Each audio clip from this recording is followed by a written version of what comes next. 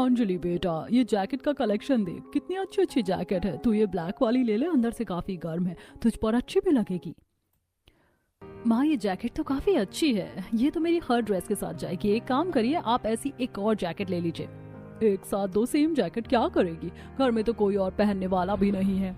ये जैकेट मैं चंचल के लिए ले रही हूँ, उसके पास एक भी जैकेट नहीं है। बेचारी इतनी ठंड में भी नॉर्मल स्वेटर में ही घूमती है, और अब तो ठंड कितनी ज्यादा बढ़ गई है। एक काम कर, अपनी सारी प्रॉपर्टी भी उसी के नाम पे कर दे। अरे कितनी बार कहा है, इन गरीबों से जितना दूर रहो उतना सही है। ये गरीब सिर्फ तुम्हारे पैसों के लिए तुमसे दोस्ती करते हैं, पता नहीं कब जाकर ये बात तू समझेगी। अरे अपने स्टैंडर्ड के दोस्त बना, क्या दिक्कत है उसमें। जब जब मैं अपने स्टैंडर्ड के दोस्त बनाती हूँ वो सिर्फ मतलब के लिए होते हैं, कभी कोई मुसीबत में साथ नहीं देता। लेकिन चंचल ऐसी नहीं है, तुझे समझाने का कोई फायदा नहीं है, तुझे जो करना है कर। ममता अंजलि पर काफी गुस्सा करने लगती है, लेकिन अंजलि भी कहाँ मानने वालों में से थी। जब ममता अपने लिए ड्रेस पसंद कर रही होती है, तभी अंजलि अपनी सहेली चंचल के लिए एक और जैकेट लेकर रख लेती है, और घर आते ही सबसे पहले वो चंचल के पास जाती है। अंजलि तू अच्छा हुआ सही टाइम पर आ गई। अभी मैंने साग बनाया है, जल्दी से बैठ जा। तुझे साग पसंद है ना मेरे हाथों का? वो तो मैं खा लूंगी, लेकिन सबसे पहले ये देख मैं तेरे लिए क्या लेकर आई हूँ। आज मैं माँ के साथ मॉल गई थी शॉपिंग के लिए, तो वहाँ पर मैंने बिल्कुल सेम जैकेट ली है। एक मेरे पास है और एक तेरे पास रहेगी। ये बहुत अच्छी है, लेकिन तूने खामखा इतने पैसे खर्च कर दिए। मेरे पास थे तो सही गर्म कपड़े। ये गर्म कपड़े भी कोई गर्म कपड़े थे? मुझे पता है उन कपड़ों में भी तुझे बहुत ठंड लगती है, इसीलिए मैं तेरे लिए जैकेट लाई हूँ। और जब तू मेरे लिए गर्मियों में इतने सुंदर सुंदर सूट बनाकर मुझे देती है, तो मैं क्या सर्दियों में तेरे लिए जैकेट भी नहीं ला सकती? चल तू जीती, मैं हारी। अब जल्दी से बैठ जा, दोनों सहेलियां मिलकर खाना खाएंगी। चंचल चूल्हे पर गर्मा गर्म रोटी बनाती है, और अब दोनों सहेलियां मिलकर खाना खाने लगती हैं कि तभी चंचल की माँ सुनीता मंदिर से आती है। आंटी जी नमस्ते, कैसी हैं? मैं तो ठीक हूँ अंजलि बेटा, तू कैसी है? पड़ोस में रहकर भी महीने में 1 से 2 बार ही आती है घर। आंटी जी टाइम ही नहीं मिलता, कुछ ना कुछ काम पड़ जाता है। जानती हूँ बेटा कि तेरी माँ को तेरा यहाँ आना पसंद नहीं है, लेकिन मैं ऐसी नहीं हूँ। तुम दोनों मुझे कभी कभी सहेलियां कम बहनें ज्यादा लगती हो। भगवान करे तुम दोनों की दोस्ती हमेशा ऐसी ही बनी रहे। चंचल और अंजलि कहने को एक दूसरे की पड़ोसन थी, लेकिन अंजलि के घर वाले काफी ज्यादा अमीर थे, तो वहीं चंचल एक छोटे से घर में रहती थी, और पैसों के मुकाबले में भी चंचल अंजलि से बहुत पीछे थी, जिसके चलते अंजलि की माँ को चंचल से मिलना पसंद नहीं था। पर फिर भी अंजलि हमेशा अपनी दोस्ती निभाती। ऐसे समय गुजरता है, और आज अंजलि को देखने लड़के वाले आए होते हैं। अरे चंचल बेटा, जरा ये तो देख, आज अंजलि के घर पर कितनी सारी गाड़ी आई हैं। लगता है कोई बड़ा आदमी आया है लोगों से मिलने। माँ, आज ये अंजलि को देखने वाले आए हैं, कितने ज्यादा अमीर लग रहे हैं ना। लड़के वाले हॉल में बैठे होते हैं, तो वहीं दूसरी तरफ ममता अंजलि को तैयार करके नीचे हॉल में लाती है।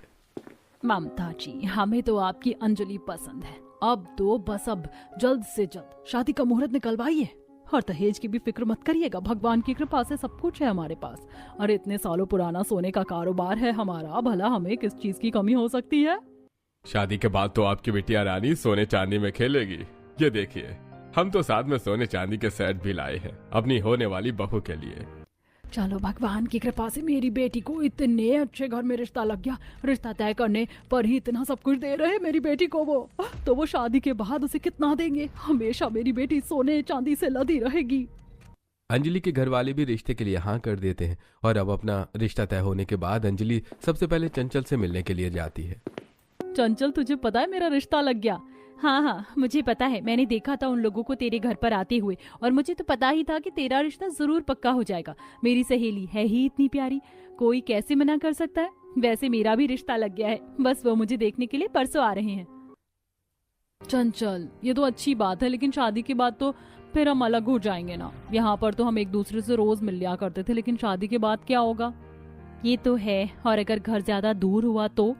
लेकिन हम भी एक दूसरे से वादा करते हैं कि महीने में हम एक बार तो एक दूसरे से जरूर मिलेंगे। इसी तरह 2 दिन गुजरते हैं, और आज चंचल के होने वाले ससुराल के लोग भी उसे देखने के लिए आते हैं। दरअसल चंचल के होने वाले ससुराल वालों का खेती का काम होता है, इसलिए वो आते हुए अपने साथ 2 बोरे भर के ढेर सारी हरी सब्जी लाते हैं, जिसे देखकर अपनी बालकनी से ममता, देख रही है अंजलि, कहाँ तेरे ससुराल वाले सोने चांदी के सेट लेकर आए थे, और कहाँ ये लोग सब्जी लेकर आए हैं। सालों से तो इसने गरीबों की जिंदगी जी, और अब शादी के बाद भी गरीबों की ही जिंदगी जिएगी। सुकून तो इसकी जिंदगी में होगा ही नहीं। आप हमेशा क्यों गलत बोलती हो? कभी तो उसके लिए अच्छा बोल दिया करो। मैं तो खुश हूँ कि मेरे साथ साथ उसका भी रिश्ता लग गया। अरे भाई साहब, आप लोग इतनी दूर से आए हैं, ये क्या कम था जो आप इतनी सारी सब्जियां ले आए? इसकी क्या जरूरत थी? बहन जी, कैसे जरूरत नहीं थी? अब तो ये परिवार भी हमारा ही परिवार है और हमारा तो शुरू से ही खेती का काम रहा है। इस बार तो काफी अच्छी सब्जियों की फसल हुई तो सोचा आपके लिए भी ले आए। ठंड का मौसम है, जितनी हरी भरी सब्जियां खाओ उतना शरीर के लिए सही रहता है। इसी तरह समय गुजरता है और सबसे पहले अंजलि की शादी हो जाती है। अपनी सहेली को शादी में विदा करते हुए चंचल की आंखें भर आती हैं। अंजलि, अपना ध्यान रखना और मुझे कॉल करती रहना। तुम भी अपना ध्यान रखना, मैं जल्दी तुमसे मिलने के लिए आऊंगी। अंजलि नम भरी आंखों से अपनी सहेली से विदा लेकर गाड़ी में बैठ जाती है और अब कुछ देर में अंजलि अपने ससुराल पहुंचती है। अंजलि के ससुराल वाले एक बड़ी सी बिल्डिंग के फर्स्ट फ्लोर पर रहते। अंजलि के ससुराल वालों का घर किसी आलीशान महल से कम नहीं था। तो वहीं आज मुंह दिखाई के समय अंजलि के सास उसे भर भर के सोने चांदी के गहने पहनाती है और जैसे ही रस्म खत्म होती है तो अंजलि सबसे पहले अपनी सहेली चंचल को कॉल करती है। कैसी है तू? ये देख, पता है ये साड़ी मुझे मेरी सास ने गिफ्ट करी और ये सारी ज्वेलरी भी उन्होंने खुद मुझे अपने हाथों से पहनाई है। अच्छी है ना? तू तो किसी महारानी की तरह लग रही है। वैसे याद है ना कि अगले हफ्ते से मेरी शादी की रस्में शुरू हो रही हैं। तुझे हर शादी की रस्म में आना है। चंचल, मैं तुझे बताना भूल गई, वो दरअसल अगले हफ्ते मुझे इनके साथ किसी रिश्तेदार के घर जाना है और उनका घर दूसरे शहर में है। मैंने इनसे बात भी करी थी पर इन्होंने कहा कि जाना जरूरी है और अभी अभी मेरी शादी हुई है। पता नहीं तेरी शादी में मैं कैसे आ पाऊंगी। कोई बात नहीं अंजलि, मैं समझ सकती हूँ, नई नई शादी हुई है, तू ज्यादा किसी से बोल भी नहीं सकती। कोई बात नहीं, लेकिन मैं तुझे वीडियो कॉल जरूर करूंगी। चंचल अपनी सहेली की परेशानी को समझती है और उससे कुछ नहीं कहती और अब इसी तरह 1-2 दिन गुजरते हैं। अंजलि अपने मायके से लाए हुए सोने के गहनों को पहनकर तैयार हो ही रही होती है कि तभी अंजलि के साथ संगीता उसके कमरे में आती है। अरे अंजलि बहू, तैयार हो रही हो तुम? वैसे ये वही गहने हैं ना जो तुम अपने मायके से लेकर आई थी? एक काम करो, जो भी तुम अपने मायके से गहने लेकर आई थी ना, वो सारे उतार कर मुझे दे दो। मैं उन्हें लॉकर में संभाल कर रख लूंगी। लेकिन क्यों माँ जी? अरे बहू, ये तुम्हारे मायके के गहने हैं और ये गहने बहुत खास होते हैं किसी भी लड़की के लिए। तो जब तुम्हें पहनना हो तो मैं तुम्हें निकाल कर दे दूंगी। लाओ, मुझे दे दो इसे। सास के कहने पर अंजलि अपने मायके से लाए सारे सोने के गहने अपनी सास को दे देती है, जिसे ले जाकर संगीता अपने लॉकर में रखती है। तो वहीं उन गहनों को रखने के साथ साथ संगीता अपने लॉकर से दूसरे सोने के गहने निकालती है, जिसे ले जाकर वो अंजलि को देती है। इतने सारे गहने देखकर अंजलि के तो होश उड़ जाते हैं। माँ जी, ये तो काफी सारे गहने हैं। इतने तो मैंने अपनी शादी में भी नहीं पहने थे। ये सारे हमारे गहने हैं, तुम्हें रोज इन्हें पहनना है। हमारे खानदान की बहू हो, तुम लगना चाहिए ना कि तुम एक सुनार परिवार की बहू हो। चलो इसे पहनकर तैयार हो जाओ। शादी के शुरुआती दिनों में तो अंजलि को इतने सारे गहने पहनने से कोई दिक्कत नहीं होती, लेकिन जैसे जैसे समय गुजरता है वैसे वैसे अंजलि को रोज इतने सारे गहने पहनने से दिक्कत होने लगती है। ऐसे ही एक दिन अंजलि अपनी सास के साथ बालकनी में खड़ी होती है कि तभी उसकी नजर अपने पड़ोस के घर पर जाती है, जो पुराने जमाने के मिट्टी के घर जैसा बना होता है और वहां से 2-3 ठेले खड़े होते हैं जिस पर ढेर सारी सब्जियां होती हैं। माँ जी, ये लोग कौन हैं? इनके पास तो कितनी सारी सब्जियां हैं। लगता है इनका सब्जियों का काम है। हमारे मोहल्ले में सबसे गरीब परिवार हैं। इनका यही थोड़ी दूर पर इनका खेत है, वहीं से सब्जियां तोड़ तोड़ कर बेच कर अपना गुजारा चलाते हैं। आज के जमाने में कौन शहर में सब्जियों की खेती करता है? हम तो इनसे बात ही नहीं करते। बहुत तुम भी इन लोगों से कभी बात मत करना, अपने स्टैंडर्ड के लोगों से ही बात करना। चंचल के होने वाला ससुराल भी तो सब्जियों की खेती का ही काम करता है। कहीं ये लोग वही तो नहीं? काश वही हो, फिर तो शादी के बाद भी मैं और चंचल एक साथ रहेंगे। माँ जी, मुझे आपसे कुछ बात भी करनी थी। अब तो शादी को टाइम हो चुका है, तो मैं ये सारे गहने उतार के रख दूं? रोज इतने गहने पहने नहीं जाते और ये तो काफी चुभते भी हैं। बहू, अगर तुम सारे गहने उतार दोगी तो हमारे परिवार की बहू कैसे लगोगी? पूरे शहर में हमारे परिवार का नाम है। तुम क्या हमारा नाम मिट्टी में मिलवाना चाहती हो? संगीता की बातें सुनकर अंजलि कुछ नहीं कह पाती और अब इसी तरह कुछ समय और गुजरता है और चंचल की भी शादी हो जाती है। अरे ये बाहर से ढोल ताशा की आवाज कहाँ से आ रही है? कुछ हो रहा है क्या गली में? अंजलि जब बालकनी पर आती है तो देखती है कि उसकी सास संगीता पहले से ही बालकनी पर खड़ी है। ये देख बहू, इन गरीब के घर में भी बहू आ गई है। कितना शोर शराबा कर दिया इन्होंने, जैसे बहू को नहीं बल्कि प्राइम मिनिस्टर को ला रहे हों। ममता की बात सुनकर अंजलि जब अपने पड़ोस वाले घर की तरफ देखती है तो उसके होश उड़ जाते हैं, क्योंकि पड़ोस में जो बहू आई होती है वो कोई और नहीं उसकी सहेली चंचल होती है। अरे ये तो चंचल है माँ जी, ये मेरी सहेली चंचल है, अभी इससे मिल कर आती हूँ। रुक जा बहू, ये होगी तेरी सहेली, लेकिन अब तेरी शादी हो चुकी है और इसका स्टैंडर्ड तेरे स्टैंडर्ड से बहुत लो है। तू इन लोगों से बात नहीं करेगी, समझी? माँ जी लेकिन चंचल मेरी बचपन की सहेली है, अब दोस्ती में स्टैंडर्ड कहाँ से आ गया? क्या कहा मैंने? तुझे समझ नहीं आया क्या? तू इन लोगों से बात नहीं करेगी, बस कह दिया मैंने। आप चाहे कुछ भी बोलो, लेकिन मैं चंचल से तो बात करके रहूंगी। अंजलि अपने घर वालों से छुपते छुपाते अपनी सहेली चंचल के ससुराल जाती है। चंचल जैसे ही अंजलि को देखती है तो उसके होश उड़ जाते हैं और वो खुशी से अंजलि के गले लग जाती है। अंजलि तू यहाँ क्या कर रही है? तुझे कैसे पता कि मैं यहाँ रहती हूँ? अरे पगली, तेरी बगल वाली बिल्डिंग में ही तो मैं रहती हूँ, वो फर्स्ट फ्लोर है ना, वहीं पर। मुझे नहीं पता था कि तू शादी करके यहाँ आ रही है। मैं तुझे बता नहीं सकती मैं कितनी ज्यादा खुश हूँ। अब तो हम शादी के बाद भी एक साथ रहेंगे। अंजलि मैं भी बहुत ज्यादा खुश हूँ। मैं तो भगवान से हमेशा यही प्रार्थना करती थी कि हम कभी अलग ना हो, और देख उन्होंने हमारी सुन ली। चंचल अपने सभी ससुराल वालों से अपनी सहेली अंजलि को मिलवाती है और चंचल से मिलकर अंजलि जैसे ही चंचल के घर से बाहर निकलती है तो राकेश उसे देख लेता है। और जब अंजलि घर आती है, जब तुम्हारी सास ने मना किया था कि तुम उन लोगों से दूर रहोगी तो तुम क्यों गई उससे मिलने के लिए? अरे अपना और उनका स्टैंडर्ड देखो, जमीन आसमान के फर्क से भी ज्यादा फर्क है। दोस्ती अपने मायके जाकर निभाना, यहाँ निभाने की कोई जरूरत नहीं है। अगर मैंने कभी तुम्हें दोबारा उससे बात करते हुए देख लिया तो मुझसे बुरा कोई नहीं होगा। अपने सास ससुर की वजह से अंजलि पड़ोस में रहकर भी अपनी सहेली से नहीं मिल पाती थी, जिसके चलते अंजलि हमेशा अपनी बालकनी पर खड़े होकर चंचल से कॉल पर बात किया करती और चंचल नीचे अपने आंगन में बैठकर अंजलि से बात करती। इसी तरह अब कुछ दिन गुजर जाते हैं। कब से कमरे में ही लेटी हुई हूँ, मैं तो बोर हो गई हूँ। टीवी देखने का भी मन नहीं कर रहा और ये चंचल भी अभी बिजी है। काम करती हूँ, माँ जी के पास चली जाती हूँ। चंचल जैसे ही अपनी सास के कमरे में आती है तो देखती है कि संगीता और विनीता आपस में बातें कर रही हैं। लगता है मेरे बिना ही गपशप चालू कर लिया आप लोगों ने। क्या बातें हो रही हैं? कुछ पर्सनल बातें हैं, आप जाइए, हम आपके सामने नहीं कर सकते। अब तो मैं भी इस घर का हिस्सा हूँ ना, तो भला मुझसे क्या छुपाना। हाँ बहू, तुम भी इस घर का हिस्सा हो, लेकिन कुछ ऐसी बातें होती हैं जो हम किसी और को नहीं बता सकते। अपनी सास और नंद की ऐसी बातें सुनकर अंजलि को काफी बुरा लगता है और अब वो उदास मन से आकर बालकनी में खड़ी हो जाती है कि तभी अंजलि की नजर नीचे रह रही अपनी गरीब सहेली के ससुराल वालों पर जाती है, जहां सभी एक साथ मिलकर धूप में बैठे होते हैं और सरला तो अपनी बहू की सर की मालिश कर रही होती है। आपके हाथों में तो सच में जादू है। पता है मेरी दादी माँ भी बिल्कुल इसी तरह मालिश करती थी। मेरे तो जब भी सर में दर्द होता है मैं तो हमेशा माँ से मालिश करवाती हूँ। सोच रही थी क्यों ना आज गर्मा गर्म चाय पकौड़े हो जाए, बड़ा मन कर रहा है।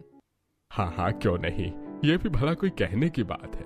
सपना आप सभी के लिए आंगन में मिट्टी के चूल्हे पर गर्मा गर्म चाय पकौड़ी बनाती है। पूरा परिवार साथ मिलकर चाय पकौड़े खाता है। ये देखकर अंजलि, खेती वाले ससुराल में जाकर भी मेरी सहेली कितनी ज्यादा खुश है, और एक मैं सोने वाले ससुराल में आई हूँ तो भी मेरे चेहरे पर जरा भी मुस्कान नहीं है।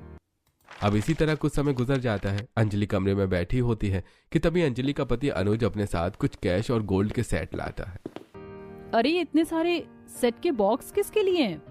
अरे वो शॉप पर कुछ नए सेट के डिजाइन आए थे तो वही लेकर आया हूँ। अच्छा, तो मैं इन्हें लॉकर में रख देती हूँ, लाइए। कोई जरूरत नहीं है, मैं खुद रख लूंगा लॉकर में। वैसे भी जमाना बड़ा खराब है, किसी पर भरोसा नहीं कर सकते।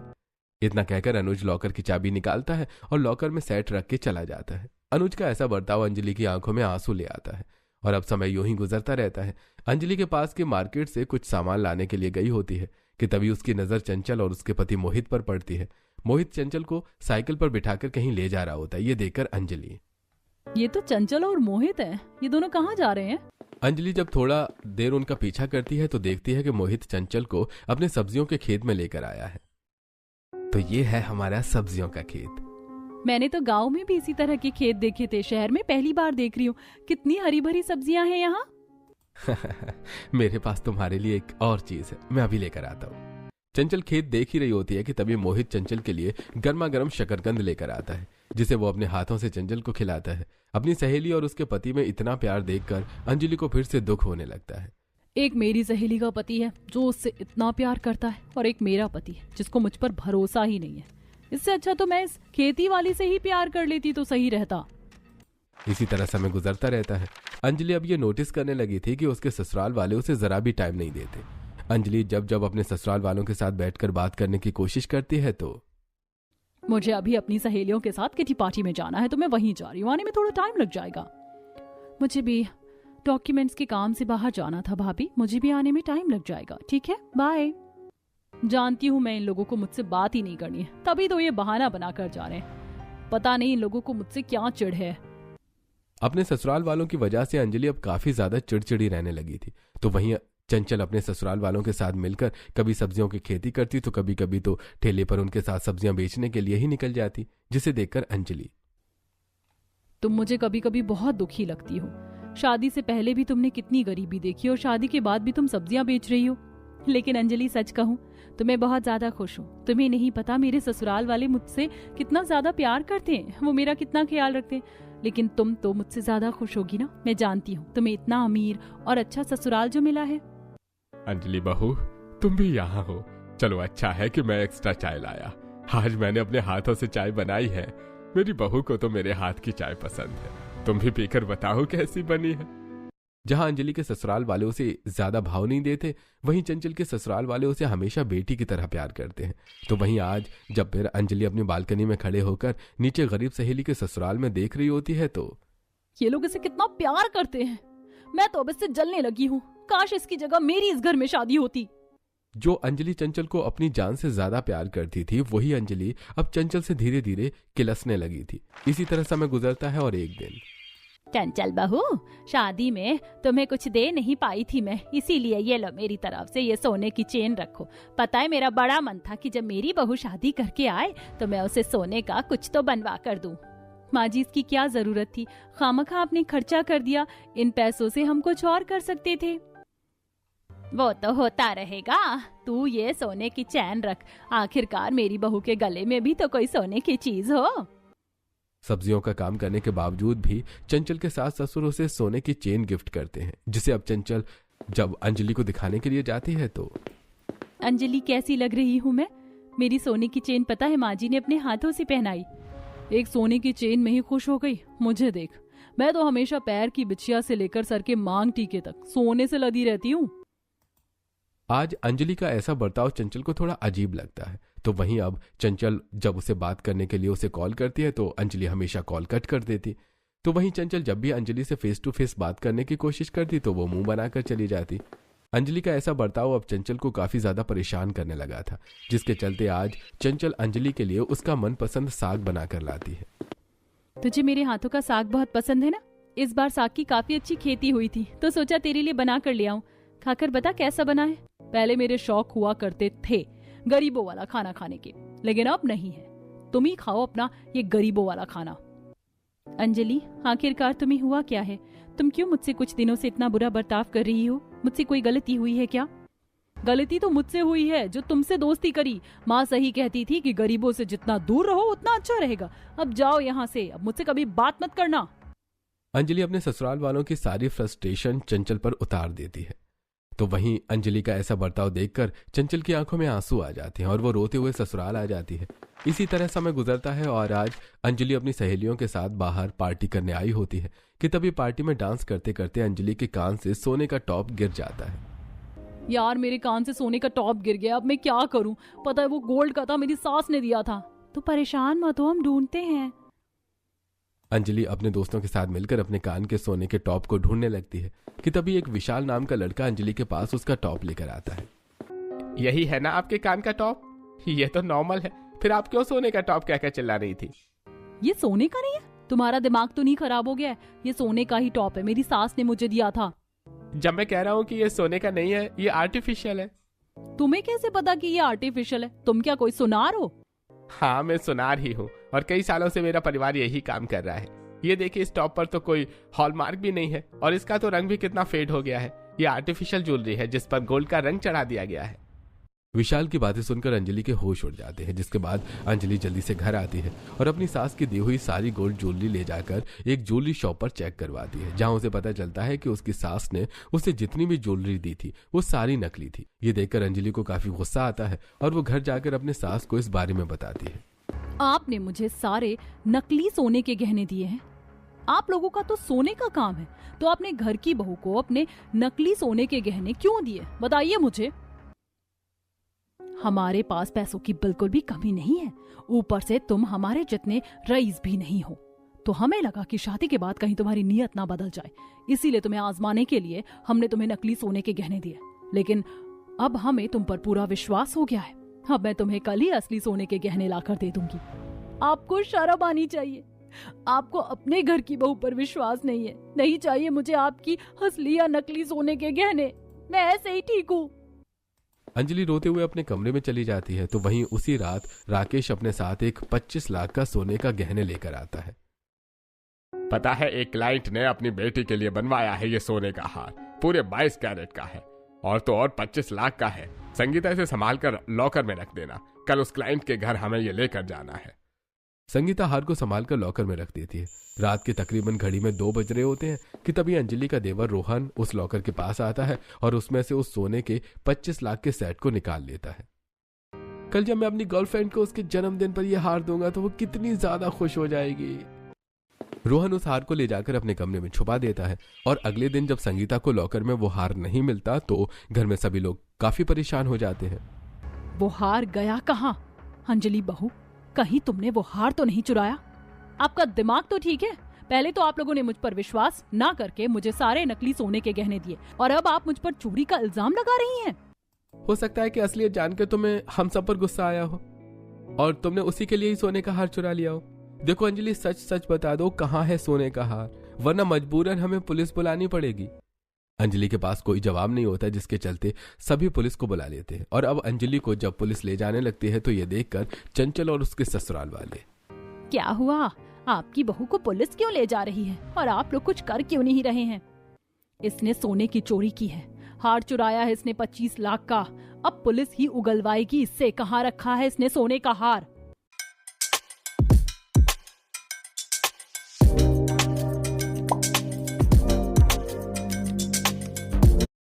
इसने सोने का हार। देखते ही देखते चंचल के सामने उसकी सहेली को पुलिस उठाकर ले जाती है। ये देखकर चंचल जल्दी से अपने देवर के साथ पुलिस स्टेशन पहुंचती है। इंस्पेक्टर साहब, आपसे कोई गलती हुई होगी, मेरी सहेली चोर नहीं है, मैं इसे इतने सालों से जानती हूँ और ये तो खुद इतने अच्छे परिवार से है, भला उसे चोरी करने की क्या जरूरत आ पड़ी? मैडम, हमें अपना काम करने दीजिए। आपकी सहेली चोर है या नहीं, अब ये तो कानून ही बताएगा। चंचल चाहकर भी अपनी सहेली के लिए कुछ नहीं कर पा रही थी, जिसके बाद अब चंचल अपने देवर के साथ वापस घर आने लगती है कि तभी उसकी नजर पार्क में बैठे अंजलि के देवर पर जाती, जो अपनी गर्लफ्रेंड को एक महंगा सा सोने का हार पहना रहा होता है। ये देखकर चंचल, अरुण, ये तो अंजलि का देवर है ना, और उसके हाथ में इतना भारी सेट क्या कर रहा है? कहीं ये वही हार तो नहीं जो इन लोगों के घर से चोरी हुआ है? मुझे भी ऐसा लग रहा है, रुको भाभी, मैं इसकी फोटो ले लेता हूँ। चंचल का देवर अरुण चुपके से रोहन और उसके हाथ में मौजूद सोने के हार की फोटो ले लेता है, जिसे ले जाकर जब वो पुलिस स्टेशन में दिखाते हैं, ये तो वही हार की फोटो है जो उनके घर से चोरी हुआ था। इसका मतलब ये हार अंजलि जी ने नहीं बल्कि रोहन ने चुराया है। पुलिस अब अंजलि को जेल से निकालकर सीधा रोहन के पास जाती है और उसे पकड़कर उससे उसका जुर्म कबूल करवाती है। जिसके बाद जब पुलिस अंजलि को और रोहन को लेकर ससुराल पहुंचती है तो, इंस्पेक्टर साहब, आप इस चोरनी को क्यों लेकर आए और आपने मेरे बेटे को इस तरह क्यों पकड़ रखा है? देखिए, चोर आपकी बहू नहीं, आपका बेटा है रोहन। तुम खुद इन्हें सच्चाई बताओगे या मैं बताऊं? रोहन अपने घर वालों को सारी सच्चाई बताता है कि कैसी गर्लफ्रेंड को इम्प्रेस करने के लिए उसने ये चोरी की। सारी सच्चाई सामने आ जाने पर, अंजलि बहू, माफ कर देना, थोड़ी गलतफहमी हो गई थी हमें, ऐसी छोटी मोटी बातें तो होती रहती हैं।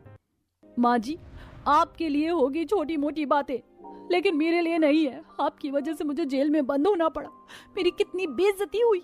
आपने मुझ पर विश्वास ना करके मुझे नकली सोने के गहने दिए।